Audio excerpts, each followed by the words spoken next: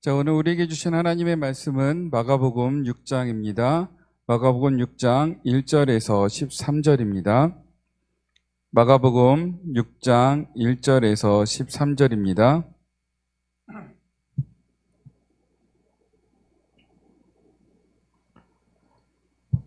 한 절씩 교독하시고 마지막 절은 같이 읽겠습니다. 예수께서 거기를 떠나사 고향으로 가시니 제자들도 따르니라.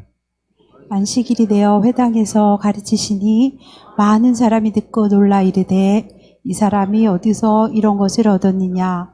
이 사람이 받은 지혜와 그 손으로 이루어지는 이런 권능이 어찌 됨이냐? 이 사람이 마리아의 아들 목수가 아니냐? 야고보와 요셉과 유다와 시몬의 형제가 아니냐? 그 너희들이 우리와 함께 여기 있지 아니하냐 하고 예수를 배척한지라.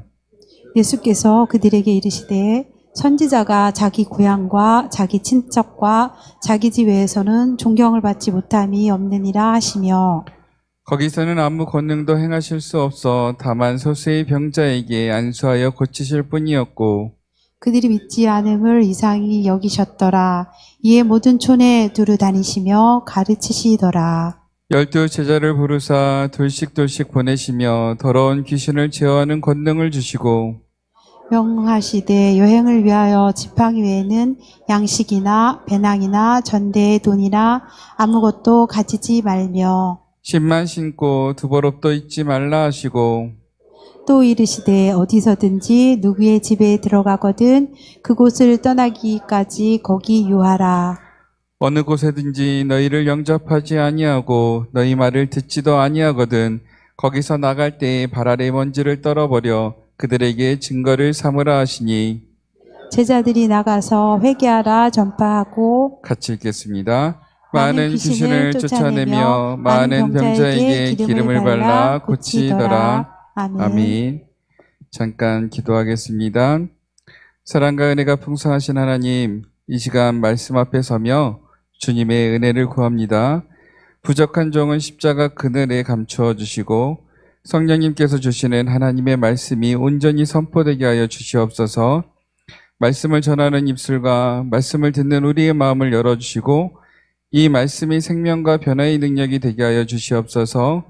이 모든 시간 가운데 오직 주님만 드러나시길 원하오며 예수님의 이름으로 간절히 기도드립니다. 아멘. 오늘은 마가복음 6장 1절에서 13절의 말씀을 가지고 아직도 가야 할 길이라는 제목으로 함께 나누려고 합니다. 첫 번째 장면은 역설인데요. 가장 가까운 것이 가장 멀어질 때입니다. 우리는 살아가면서 종종 이상한 경험을 하게 되는데요. 멀리 있는 것을 소중히 여기면서도 가장 가까이 있는 것은 쉽게 지나쳐 버린다는 거죠. 매일 마시는 공기의 소중함은 숨쉬기 어려울 때 비로소 깨닫습니다. 가족의 소중함도요, 늘 함께 있을 때보다 떨어져 있을 때 더 크게 느끼죠. 그리고 건강 또한 잃고 난 후에야 감사하게 될 수 있다는 겁니다. 가까이 있다는 것은 편안한 일이기도 하지만요, 때로는 가장 큰 함정이 되기도 하는데요. 이게 신앙도 마찬가지라는 거예요. 처음 예수님을 만났을 때는 모든 것이 새롭죠. 성경을 펼치면 하나님께서 나에게 말씀하시는 것 같이 느껴져요.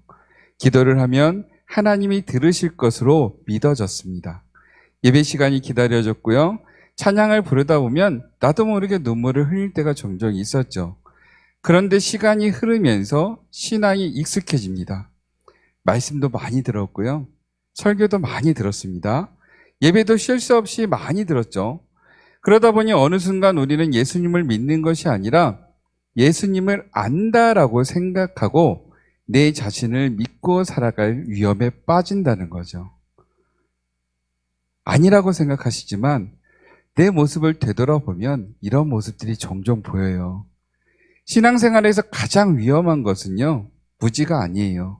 오히려 익숙함입니다. 익숙해질수록 질문을 잃어버리죠. 처음에 성경을 읽으면 묻습니다. 주님, 오늘 내게 무엇을 말씀하시나요? 그런데 시간이 지나면서 말씀을 듣기도 전에 이 본문 이런 내용이지 하고 그렇게 생각하고 지나갑니다. 기도도 그래요. 처음에는 하나님의 뜻을 묻습니다. 그런데 어느 순간부터 하나님의 뜻을 묻기보다는 내 기도를, 내 계획을 먼저 아뢰고 끝내버리죠. 하나님이 말씀하실 시간조차 없이 내 것만 막 이야기하다가 아멘 하고 나가버려요. 자, 예배도 그렇습니다. 감격은 습관이 되었고요. 감사는 어느새 의무가 됩니다. 그리고 은혜는 형식이 될 때가 너무나 많다라는 거죠. 예수님은 변하지 않으셨는데 그 예수님을 바라보는, 그 예수님을 품고 있는, 그 예수님을 따르는 우리의 마음이 변하고 있다는 것입니다. 자, 오늘 본문에 등장하는 사람들이 바로 그런 사람들인데요. 두 번째 장면, 이 사람이 어디서 이런 것을 얻었는가 하는데요. 예수님께서 고향 나사렛으로 가셨습니다. 안식일이 되어 회당에서 말씀을 가르치셨죠. 사람들이 정말 놀랐어요. 이 사람이 어디서 이런 것을 얻었는가? 이 사람이 받은 지혜가 무엇인가? 그 손으로 이루어지는 이런 권능이 어떻게 가능한가? 이게 예수님이 다른 지역과 같은 곳에서도 이렇게 하셨을 때 비슷한 질문들이 나왔죠. 참 좋은 질문이에요. 그런데 문제는요, 이 질문이 오래 가지 않았어요. 그리고 곧 이어서 그들이 이렇게 말하죠. 목수 아니었어? 마리아의 아들이잖아. 우리가 다 아는 사람이야. 결국 그들은 예수님을 배척할 수밖에 없었어요. 왜 그랬을까요? 예수님을 몰라서가 아닙니다. 오히려 너무나 잘 알고 있다라고 생각했기 때문에 예수님을 배척한 거죠. 그들은 예수님을 자기 생각 속에 가두어 놓고요. 예수는 이런 사람이다라는 틀 안에 예수님을 담아버렸어요. 그러니 새롭게 다가오는 예수님을 받아들일 수가 없었고요. 마음의 빗장을 닫아 걸었고요. 그리고 예수님을 내몰았다는 거죠. 참 역설적이죠. 예수님이 가장 가까이 있었지만 가장 멀었습니다. 가장 많이 안다고 생각했지만 가장 중요한 것을 지금 놓치고 있다는 거예요. 자, 그렇습니다. 신앙에서의 가장 큰 적은요, 하나님을 모르는 것이 아니라 하나님을 이미 다 알고 있다라는 그 생각입니다. 그리고 그 생각이 어쩌면 지금 내 마음속에 자리를 잡고 있을 수도 있다라는 거죠. 세 번째, 그라운드 존인데요. 예수님은 언제나 우리의 익숙함을 깨트리는 분이셨죠. 예수님을 만나면 우리가 붙잡고 있던 상식들이 흔들립니다. 우리가 옳다고 믿었던 것이 무너지고 내가 의지했던 것이 무너집니다. 그리고 그 무너진 자리를 저는 그라운드 존이라고 불렀는데요. 모든 것이 무너진 자리를 이야기하는 것입니다. 그 자리는요, 더 이상 붙잡을 것이 없는 자리예요. 그리고 우리는 그런 자리를 가장 두려워합니다. 자, 그런데 성경을 한번 자세히 보세요. 하나님은 언제나 그 무너진 자리에서 새 일을 시작하셨어요. 우리가 바라볼 때는 완전히 무너져서 붙잡을 것 하나 없고 완전히 윗바닥이라고 생각했던 바로 그곳에서 하나님은 그곳에서 바로 새 일을 시작했다는 거죠. 홍해 앞에서 길이 막혔을 때 하나님은 길을 여셨습니다. 광야에서 먹을 것이 없어 굶주렸을 때 하늘에서 만나를 내려주셨어요. 그리고 우리가 알고 있는 가장 큰 그라운드 존은요, 바로 십자가입니다. 제자들은 모든 것이 끝났다고 생각했습니다. 자기가 따랐던 스승이 죽었고 희망은 사라졌고 미래는 무너졌다라고 그렇게 생각을 했어요. 그런데 하나님은요, 바로 그 자리에서 부활을 시작하셨다는 거죠. 자, 그렇습니다. 우리는 그 무너진 자리를 경험할 수가 있습니다. 그리고 그 자리를 두려워할 수밖에 없는데요. 이제 우리는 그 자리를 두려워할 필요가 없다라는 거죠. 왜냐하면 바로 그 자리에서 하나님이 우리를 위해서, 아니 나를 위해서 새 일을 시작하시기 때문입니다. 자, 우리의 삶 한번 볼게요. 내 계획이 무너질 때가 있어요. 내 자존심이 완전히 무너질 때가 있어요. 그리고 내 믿음이 강하다고 생각하고 흔들리지 않을 것 같다라는 내 믿음도 어느 순간 그렇게 흔들릴지 모른다는 정도로 엄청나게 흔들릴 수가 있어요. 그때 우리는 두 가지의 선택 앞에 놓여 섰습니다. 무너진 자리에서 하나님을 원망하며 떠날 것인가? 아니면 그 자리에서 오히려 하나님께 더욱더 가까이 나아갈 것인가? 우리는 이 경험을 할 수밖에 없습니다. 살아가면서 이 경험을 안 할 수는 없어요. 그 앞에서 우리는 두 가지의 선택을 해야 한다는 거죠. 그런데 나사렛 사람들은요, 예수님을 거부했습니다. 자, 그런데 제자들을 보세요. 제자들은요, 이때 당시 예수님을 이해하지 못했습니다. 예수님이 하시는 말씀을 다 따라하지 못했어요. 그럼에도 불구하고 예수님을 끝까지 따라갑니다. 여기서 보면요, 신앙은요, 모든 것이 이해된 뒤에 시작되는 것이 아니라는 것을 알 수가 있어요.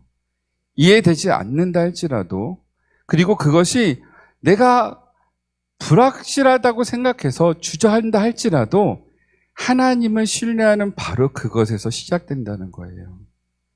사랑하는 성도 여러분, 우리는 분명히 선택길에 설 수 있습니다. 아니, 선택길에 서 있을 수도 있어요. 그러나 그 선택의 길은 하나님께 나아가는 길과 절망으로 떨어지는 그 길 두 가지입니다. 그 앞에서 어떤 것을 선택해야 될지 머리로는 잘 알고 있어요.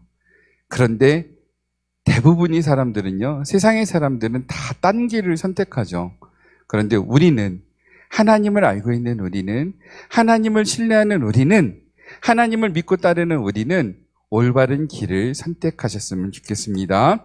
자, 네 번째, 회개는 뒤로 가는 것이 아니라 앞으로 가기 위한 방향 전환인데요. 예수님께서 12제자를 둘씩 보내셨죠.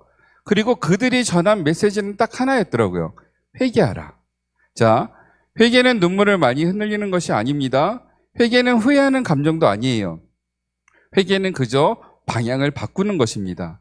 잘못된 길을 가다가 멈추어 서는 것이고, 그리고 다시금 하나님이 원하시는 그 길로 걸어가는 거죠.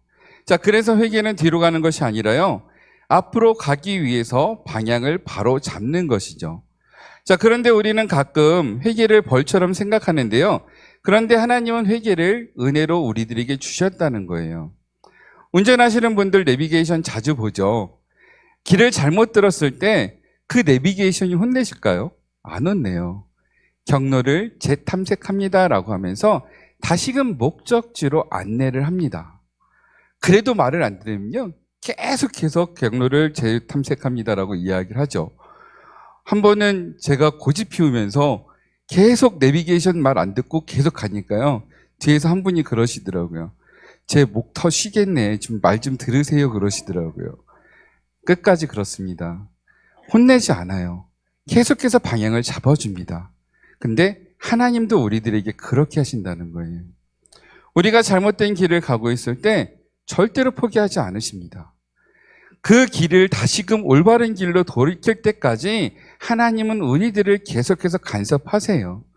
다시 돌아오라고 이야기하시고요, 다시 시작하라고 말씀하시고요, 다시금 우리를 그곳으로 돌리기 위해서 끊임없이 움직이신다는 거죠.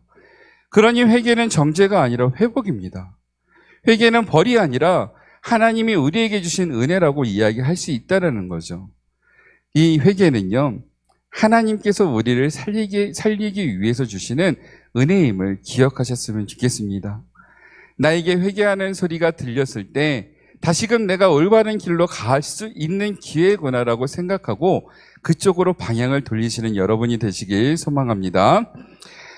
다섯 번째는 근원으로 돌아가라인데요. 종교개혁자들이 한 문장을 외쳤어요. 바로 근원으로 돌아가자라는 그 문장을 외치면서 앞으로 나아갔는데요. 자, 그런데 그들이 돌아가려고 했던 근원은 사람들의 전통이 아니었어요. 그 근원은 바로 하나님의 말씀이었죠.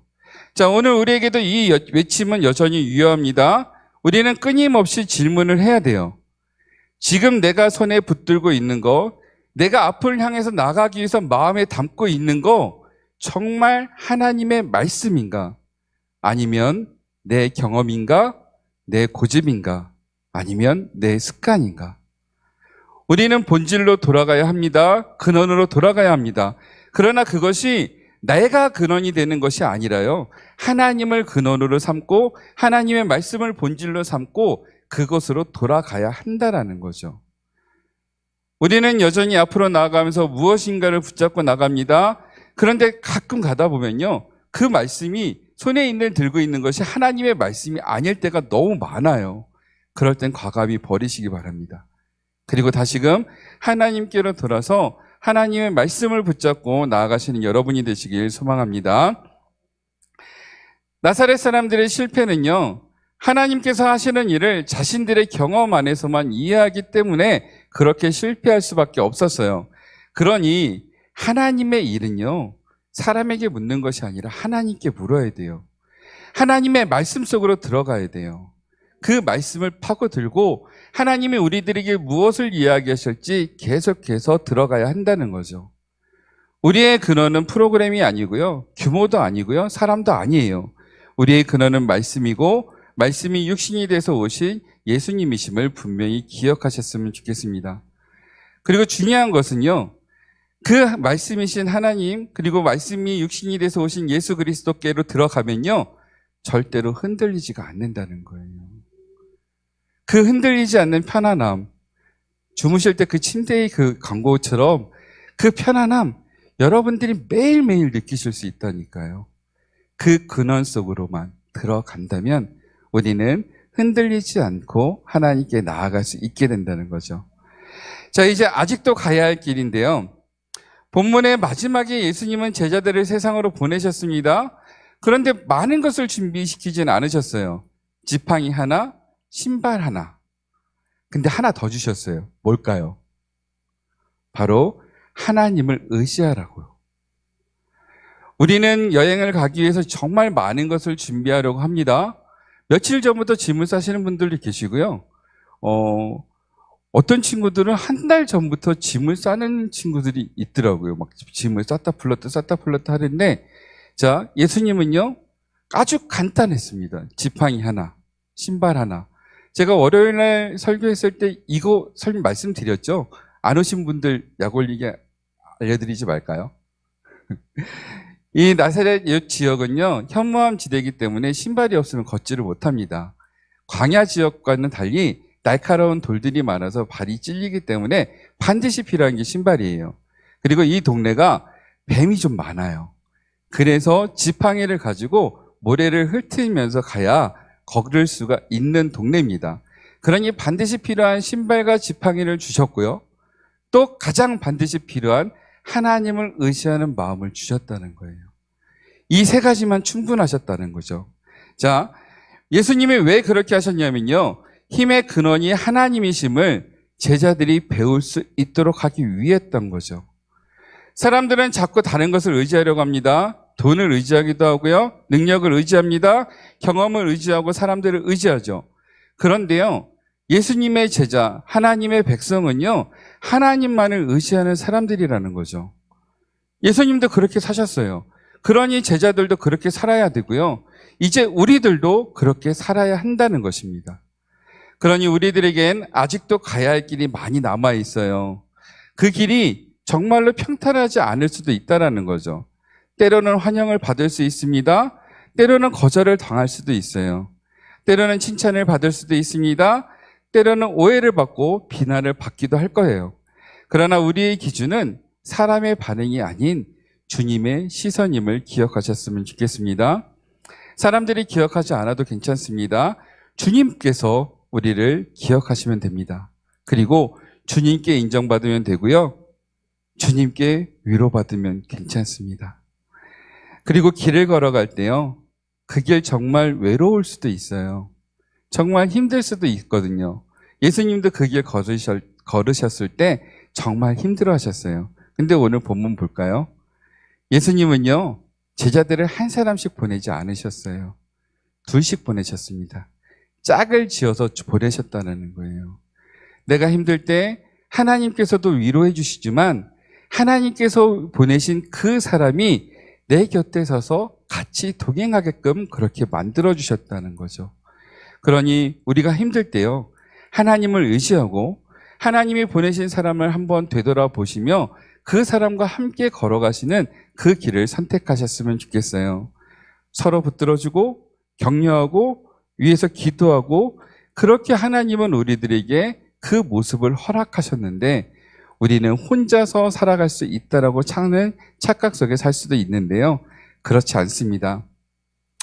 우리 주님은요, 우리가 필요한 모든 것을 알고 계셨어요. 그래서 반드시 필요한 것, 그리고 앞으로 있어야 될 것, 그리고 심지어 우리가 힘들 때 같이 말벗을 할 수 있는 동행자까지 그렇게 보내주셨음을 기억하셨으면 좋겠습니다. 자, 무엇보다도 우리의 중심에는요, 언제나 예수 그리스도께서 계시죠. 원심력이든 구심력이든 모든 힘은요, 그 중심에서 나갑니다. 중심과 연결된 그 힘은요, 연결되어 있는 동안 끊어지지 않는다는 거예요. 따라서 우리의 중심에 예수 그리스도께서 계시기 때문에 우리가 바깥으로 힘을 쏟든 우리 안으로 힘을 쏟든 예수님으로부터 나오는 그 힘은 절대로 끊어지지 않는다는 사실을 기억하시고요. 끝까지 앞으로 나아가시는 여러분이 되셨으면 좋겠어요. 삶의 자리가 어디든지 어떤 형편에 있든지 우리의 중심에 예수님께서 계시면 우리는 절대 흔들리지 않습니다. 우리가 흔들리고 있다고 생각하는 것은요, 우리가 아직도 우리의 중심에 내 경험과 내 생각과 내 것들을 채워놓고 있기 때문이에요. 그것을 과감히 예수님께 바치는, 예수님께 내어드리는 여러분이 되셨으면 좋겠습니다. 우리가 걸어가는 길은 아직 끝나지 않았습니다. 그러니 날마다 말씀으로 돌아가시기 바랍니다. 날마다 예수님께로 돌아가시기 바랍니다. 그리고 그 모습 그대로 다시 그 세상으로 나아가세요. 세상에서 힘드시면 다시금 돌아오시면 됩니다. 그런데 예수님 안에서만 머물러 있지 않으셔도 됩니다. 예수님은 이미 우리들에게 권능을 주셨고 보내셨기 때문이에요. 중심에 예수님을 모시고 세상을 향해서 그걸 마음껏 펼치시는 여러분이 되시길 소망합니다. 우리의 삶이 머무는 곳마다 하나님의 말씀이 살아 움직이고 우리의 걸음이 닿는 곳마다 하나님의 나라가 조금씩 넓어지길 소망합니다. 그 길의 시작도 주님이시고요. 그 길의 끝도 주님이시고요. 그 길은 항상 주님과 함께 동행하는 길임을 기억하셨으면 좋겠어요. 오늘도 우리의 중심이 되시는 주님, 예수님을 바라보며 믿음으로 아직도 가야 할 길을 끝까지 걸어가는 저와 여러분이 되시기를 우리 주 예수 그리스도의 이름으로 간절히 축원합니다.